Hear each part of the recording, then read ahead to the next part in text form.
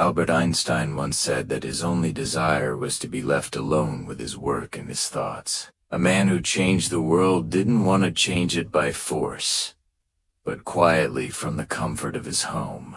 So let's go back in time and learn about this extraordinary person's childhood. Why? Because even geniuses were once little children. Once upon a time, long, long ago, in the town of Ulm, in Germany, there was a boy named Albert. He was born on March 14th, 1879, and from an early age, he liked asking questions. Why is the sky blue? Why do leaves change color in the fall? Why does a ball roll down a hill? You know, those kinds of questions. But no one had the answers. Well, not the people around him anyway.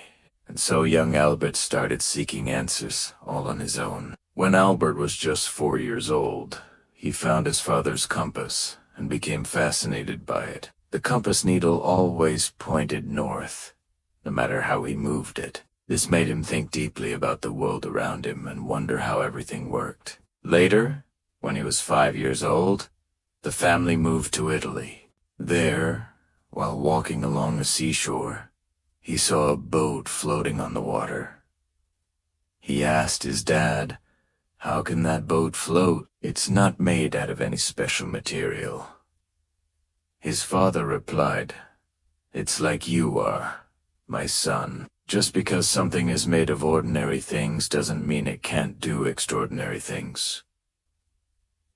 That's how Albert learned that the most complex things could actually be explained in very simple ways. And this idea would later help him invent the theory of relativity. When Albert was 6 years old, his family returned to Germany. And after a year, he started attending a Catholic school run by monks. There, he learned a lot, including the basics of science and math. He was especially fond of math and would spend hours solving complex equations. However, despite his brilliance, Albert did not get along with some of his teachers. In particular, he disliked his math teacher. Once during a class, the teacher asked Albert to memorize the equation for calculating the area of a circle. But instead of doing that, Albert derived the formula on his own and realized that memorizing wasn't necessary. Since then, their relationship became strained. Unfortunately, this affected Albert's grades and caused his parents to become disappointed in him. At the age of 12, Albert decided to skip the 7th grade and take the entrance exam for higher technical school, which he passed successfully. But soon after, his parents got divorced, and his father moved to Italy with his new wife. Meanwhile, Albert stayed in Munich to live with his mother. At first, he missed his friends and his father very much. But being away from home gave him more freedom to explore the world on his own. One day, Albert met a girl named Marie. She was born in 1882 and was 3 years younger than Albert. They both loved reading books and learning new things, and so they became friends and started spending a lot of time together. However, after a few months, Marie's parents moved to another city and Albert was left feeling lonely again. At this point, Albert was almost a teenager, and it was time for him to choose a profession. Although Albert excelled in many subjects at school, he was particularly drawn to math and physics. One day, while visiting his friend Marcel, Albert came across an electrical motor. He was amazed by the way it could convert electricity into mechanical energy, and started thinking about how it worked. With the help of his friend's older brother, Albert managed to disassemble and reassemble the motor without damaging it. After that, he decided to become an engineer. In 1900, at the age of 21, Albert graduated from university and began working as a patent clerk in Bern.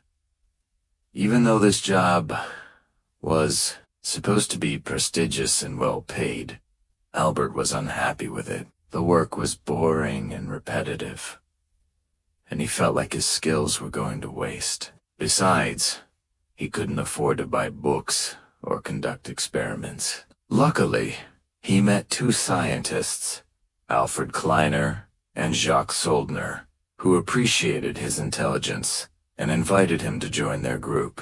Together, they discussed various scientific topics and conducted experiments. Thanks to them, Albert was able to develop his skills and learn a lot. In 1901, Albert met a woman named Mileva Marek, who later became his first wife. She was highly intelligent and could speak 5 languages. Unlike Albert, Mileva was a practical person who could easily apply her knowledge to real-life problems. Moreover, she was very ambitious and always tried to achieve her goals. Albert and Mileva had a son when Albert was 30 years old.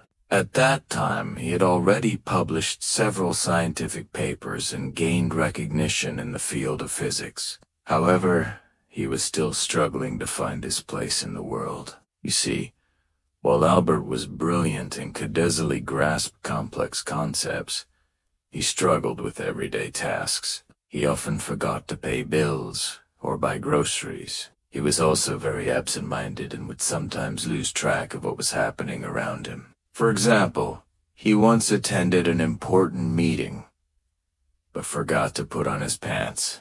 Thankfully, Mileva was there to take care of him and their son. She helped him with household chores and reminded him to pay attention to the people around him. Without her support, Albert might have never achieved anything in life. But now we come to the most significant event in Albert's life. One day, while working as a patent clerk, Albert had an idea that completely changed the world. He realized that the laws of physics are the same for all observers in uniform motion, and that the only thing that is constant is the speed of light. This discovery revolutionized our understanding of space and time and earned Albert the Nobel Prize in Physics in 1921.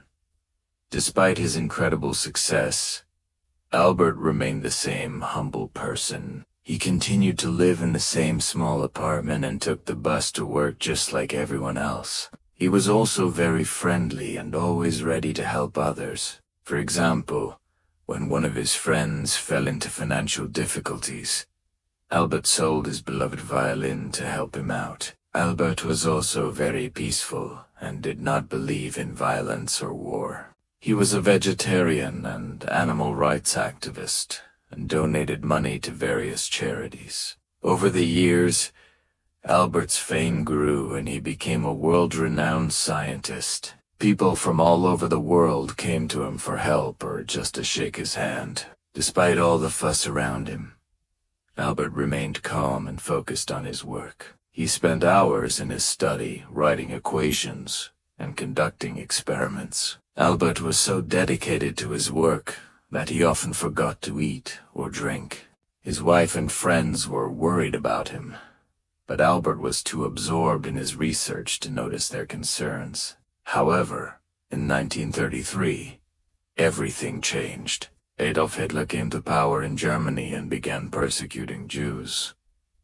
Albert knew he had to escape, so he left Germany and settled in the United States. There he continued his work and made significant contributions to theoretical physics. In 1939, he even wrote a letter to President Franklin D. Roosevelt, warning him about the potential development of atomic bombs.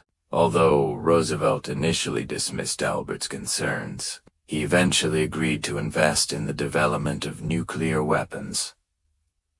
These weapons would later be used in World War II, ending the conflict. Despite his warnings, Albert remained a pacifist until his death. He was awarded the Nobel Prize in Physics in 1945 and spent his remaining years researching a unified field theory. Sadly, he never succeeded in this endeavor, but his legacy lived on. After Albert's death, his work continued to inspire generations of scientists. His theories revolutionized our understanding of the universe and paved the way for many technological advances.